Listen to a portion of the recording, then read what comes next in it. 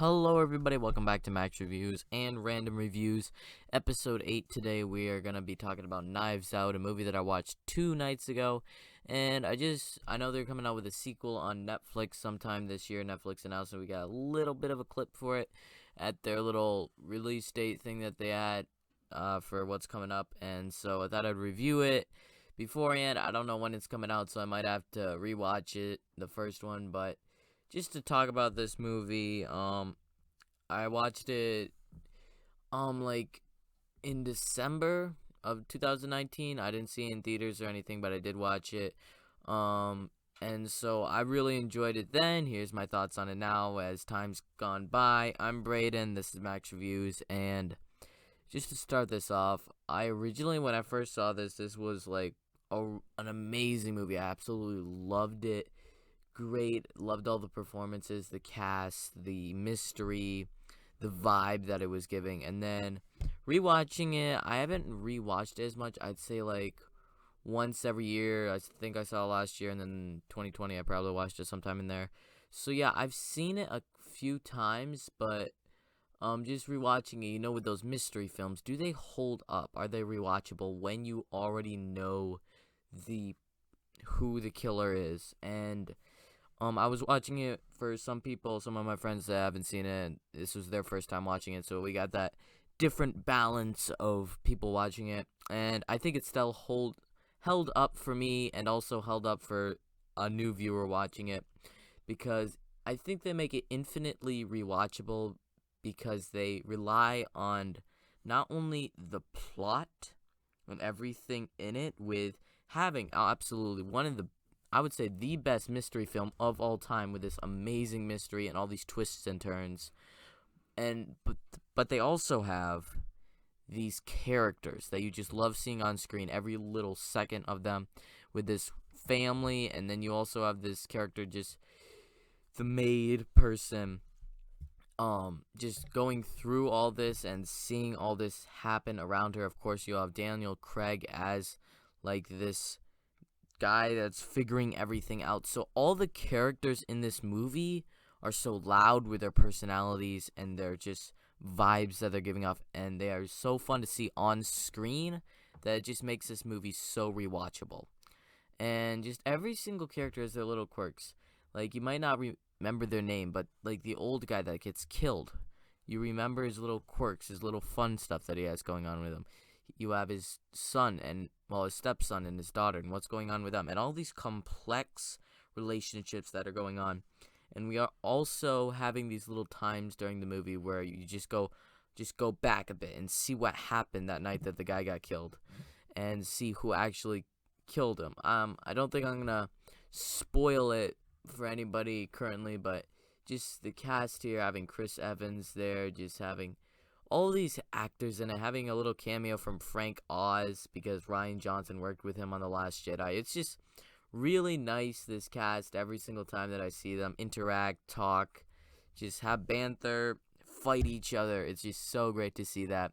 And then also the plot and the mystery itself also works so well for the movie, where you start and you end the film, the stuff in between, every character with their sort of thing that's going on with them, whether it's be the stepson cheating on his wife, or you have just who actually killed the guy, what's going on with Chris Evans' character, all these complex relationships going on with these fun characters. It just works so well, and every single time that I come and rewatch it, I have a ton of fun. But it isn't super rewatchable. Not most mystery films aren't, but I would say this is the most rewatchable and best mystery film. Granted, I don't watch a whole bunch of mystery films. I know, like, Clue has been, I've heard some people say that whenever they think of a mystery film, they think of Clue. There's the Murder on the Train one that Death on the Nile's a sequel to, I think.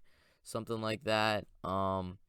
Just some different sort of mystery ones. The most recent one that I've seen other than Knives Out was Brazzers, which is, Brazen.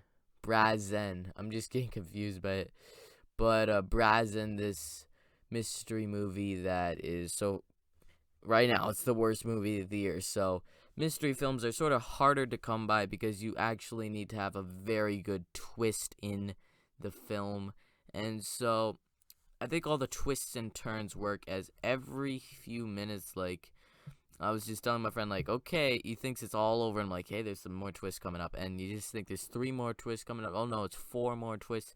And every little thing, even to the last shot in the movie, works so well. Another thing that I'm commenting on that I didn't remember originally from watching it is the score, which it doesn't, like, stand out, like, a huge amount, sort of like something from Lord of the Rings or Star Wars or Marvel, but just the score, I think, works very well with the film, with having this, like, elegant sort of piano music and also violins just going in. It just works in this sort of, like, vibe and tone that the movie just oozes with all these performances. This sort of mansion, but it's sort of old-timey, and it just, the complexities, the little doors, the extra, how it's all shaped, the house itself, and just the music works so well with it in the final song that plays, the opening song, and just the sound of it. It just really contributes so well to the movie. I think all the performances are great, and I'm happy with what they're doing with the second one.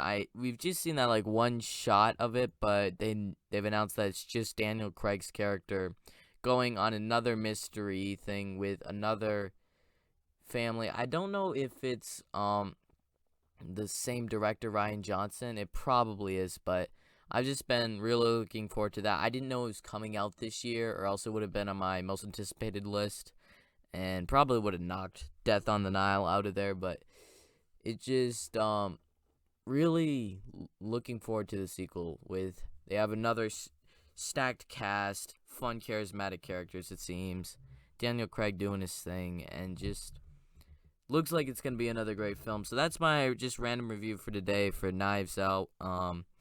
Absolutely, like, one of the best movies that it came of that year, 2019. Absolutely loved it. And then just, it makes it rewatchable. I really love it. And it's just one of those movies that you could just go back and rewatch every once in a while and have a fun time with it, just showing it to people that haven't seen it before. So I really enjoyed it. Leave your comments down below of what you think of it. I know a bunch of people love it. I have not heard anybody say that they don't like it. So just leave your comments down below. I'd like to hear about that. Like, subscribe to Max Reviews. We finally hit 60 subs. I checked it today, well, yesterday, and we hit 60. So thank you, everybody who subscribed and commented. It's been great to get here. And let's make it to 100 and then eventually 1,000. So thank you, everybody. I'm Braden. This is Max Reviews. And that's my review for Knives Out. Can't wait for the sequel. Braden out.